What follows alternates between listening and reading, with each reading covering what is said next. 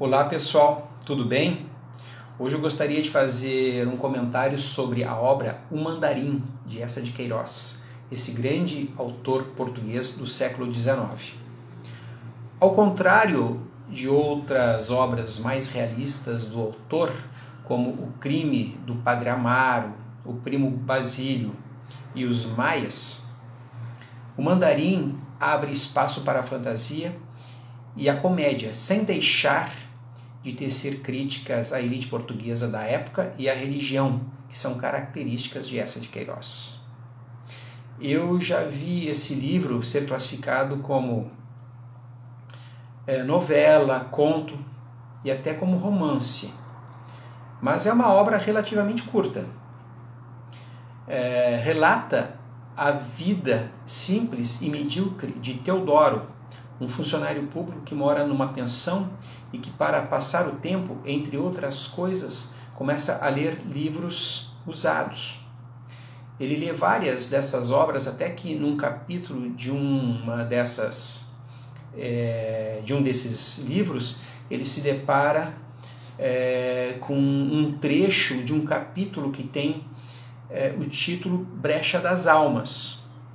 Nesse trecho desse capítulo, dizia que no interior da China existia um mandarim muito rico, de quem ele, Teodoro, não conhecia nem mesmo o nome, e que, para que ele herdasse toda a sua fortuna, bastaria ele tocar uma campainha que estaria ao lado dele sobre um dicionário francês. Com esse movimento, o mandarim apenas soltaria um suspiro e morreria, e ele herdaria toda a sua fortuna. Teodoro fica espantado com isso e fica na dúvida se toca ou não a campainha, quando então aparece um personagem, um indivíduo corpulento, misterioso, usando roupa e luvas pretas e um chapéu alto, e que se apoiava em um guarda-chuva, e que fica instigando ele a tocar de uma vez por todas a campainha. Não entendendo de onde vinha aquela figura, ele começa todo um devaneio, de que ele não acreditava no diabo e nem em Deus, embora orasse para Nossa Senhora das Dores, porque ele entendia que um homem prudente deveria fazer uma série de sábias adulações.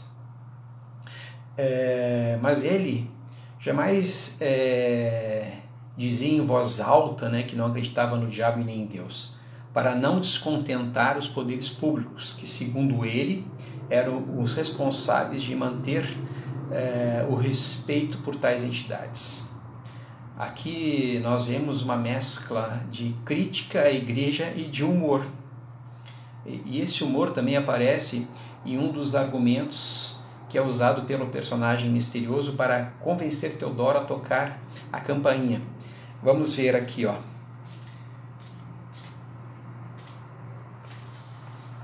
A terra é assim: recolhe um homem apodrecido e restitui-o ao conjunto das formas como um vegetal vicioso.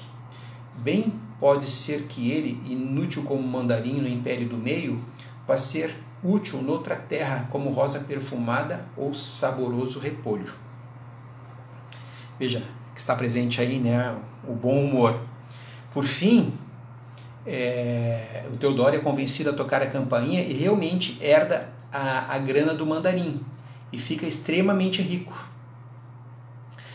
Aí ele vai curtir a vida, se muda para um palacete, compra as melhores roupas, passa a fumar charuto, vai a bons restaurantes, compra os mais caros vinhos, promove festas e passa a frequentar os melhores bordéis de Lisboa. Com essa nova condição, ele começou a ficar meio arrogante e até a destratar as pessoas. Mas como ainda não estava acostumado a essa nova situação, e essa parte é muito engraçada também, certa vez ele se encontra com o seu chefe na rua e assim descreve o seu comportamento. Imediatamente achei-me com o dorso curvado em arco e o chapéu cumprimentador roçando as lajes. Era o hábito de dependência os meus milhões não me tinham dado ainda a verticalidade à espinha. Vejam só aí, né, essa narração aí do Eça de Queiroz, né, é fenomenal. Mas no meio de toda essa ostentação e curtição, o mandarim ficava aparecendo o tempo todo para ele, né? Assim como um fantasma, né? Aparecia como um sujeito pançudo, vestido de seda amarela, com um papagaio nos braços. Mas, com o tempo, ele começou a se sentir culpado por tirar a vida do mandarim e supostamente ter deixado a família do mandarim na miséria, e resolve então ir para a China para reparar um pouco os danos e ver também se o fantasma desse mandarim deixaria ele em paz. Então ele pega uma embarcação e vai lá para a China, né? E assim então o livro se desenrola com a chegada dele à China, com a descrição dos aspectos da paisagem, da cultura chinesa da época. Ele fala da arquitetura, das vestimentas, dos hábitos alimentares, da estrutura política, administrativa, e chega até a ser amante da esposa do seu anfitrião lá, né, uma mulher chamada Vladimira. Ele passa por várias dificuldades para encontrar a família do mandarim. Uma hora parecia morar numa região do país, outra hora em outra região, e por fim ele acaba que não encontra a tal família do mandarim. Volta para Portugal e a culpa não o abandona, né? Ele resolve levar novamente a sua vida simples de antes, para ver se livra, né, do mandarim. Mas nada muda, apenas sente o desprezo das pessoas por ele voltar a ser pobre. Então, diante disso, né, ele resolve então voltar a ostentar toda a riqueza, e os amigos também acabam voltando, né? Então, ele narra também de uma forma maravilhosa essa situação aí, né?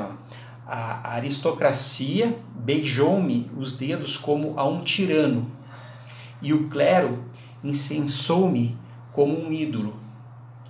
E o meu desprezo pela humanidade foi tão largo que se estendeu ao Deus que a criou.